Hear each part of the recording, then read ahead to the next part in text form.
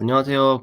오늘은 제가 생각하는 또 제가 연구했던 그런 공부의 좀 폭넓은 방법? 방향이라고 해야 될까요? 거기에 대해서 좀 안내를 해 드리고자 합니다. 그리고 또 제가 인출 중심 학습을 많이 강조를 하다 보니까 그게 어떻게 하는 것인지 방법적인 측면에서 물어보시는 분들이 많이 있었습니다. 그래서 그분들께도 좀 답을 드리는 측면에서 이 영상을 만들어 보게 되었습니다. 또 하나 제가 강조드리고 싶은 것은 제가 인지 과학적으로 전문가도 아니고 사법고시나 행정고시나 정말 어려운 시험을 합격한 사람도 아니고 그냥 여러분들과 똑같이 이제 임용고시를 공부하고 거기에 합격했을 뿐입니다.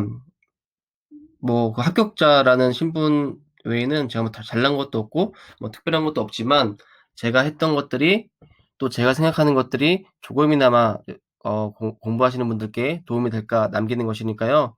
그냥 너그러운 마음으로 좀 저도 부족한 점이 많고 말도 더듬을 때도 있고 내용도 부족할 수도 있지만 너그러운 마음으로 하나라도 작은 거 하나 배우겠다는 마음으로 들어주시면 좋을 것 같습니다.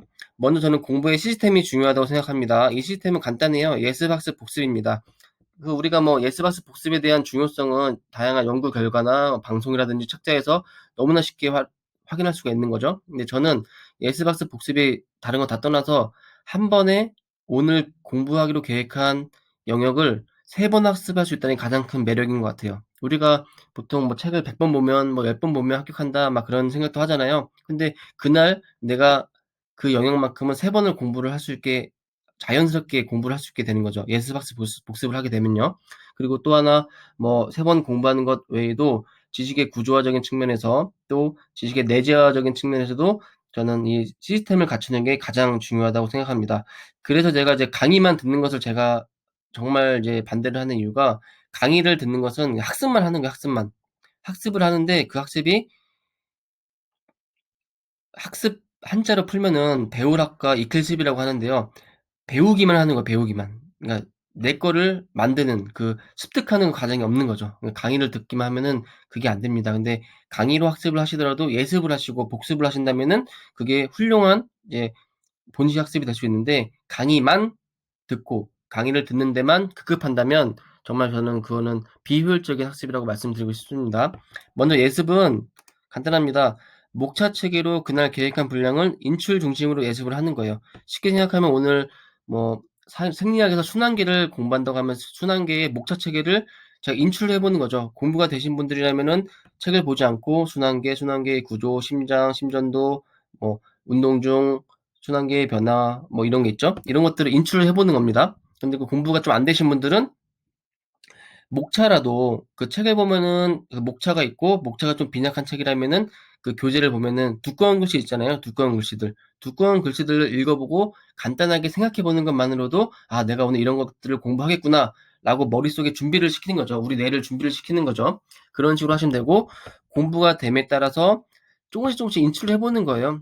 큰 거부터 좀 더 세부적으로. 그래서 마인드맵을 활용한다면 10분이면 어떤 과목이라도 내가 아는 것까지 인출하는데 절대 부족하지 않습니다. 정말 제가 해보니까 10분이면 한 과목을 다 인출할 수도 있더라고요. 그 숙련이 되다 보면은. 그 다음에 학습에 있어서는 강의 수강을 하거나 또는 스스로 교재나 원서를 보고 학습을 하시면 되는데 반드시 학습을 하면서 또는 학습하기 전에 또는 학습하고 난 후에 기출문제를 보셔야 됩니다. 전공체육 기출문제와 지도사 기출문제까지 같이 보면서 내가 공부한 게 이게 왜 중요한지를 판단할 수 있거든요. 기출문제가 나왔던 거는 정말 중요한 거죠. 근데 기출문제가 나오지 않았던 거는 중요하긴 하지만 상대적으로 중요도가 좀 떨어진다고 볼 수 있겠죠. 그래서 반드시 학습할 때는 기출문제와 병행하셔야 돼요, 병행.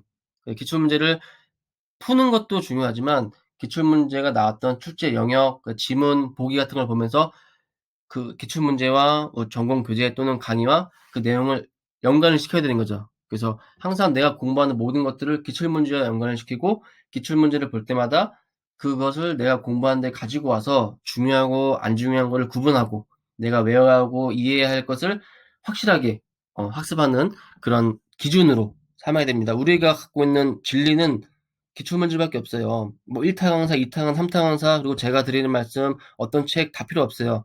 제일 중요한 건 기출문제랑 대학이론서입니다. 그 두 가지가 변하지 않는 진리라고 보면 돼요. 성경 같다고 보시면 되겠죠.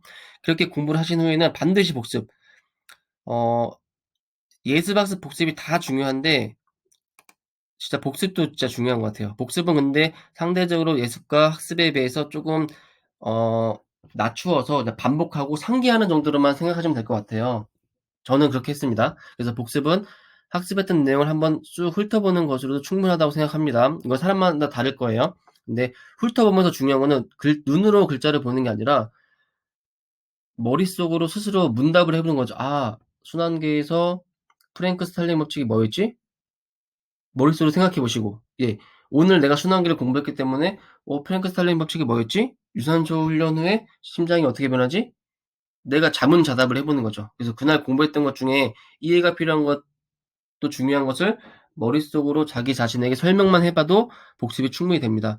그러니까 복습은 오늘 공부한 것 중에서 우리가 100 개를 공부했으면 100 개를 다 떠올릴 수는 없잖아요. 근데 그중에서 기출에 나왔던 거고 내가 좀 이해가 안 간다라든지 또 강사가 중요하다고 했던 것들을 떠올려 보고 머릿속으로 자문자답하는 그 정도 수준에서 하시면 됩니다. 그래서 예습 한 10분, 학습은 계획한 대로, 복습은 한 10 분, 15분 정도, 이 정도 시스템을 갖추시면 좋을 것 같아요.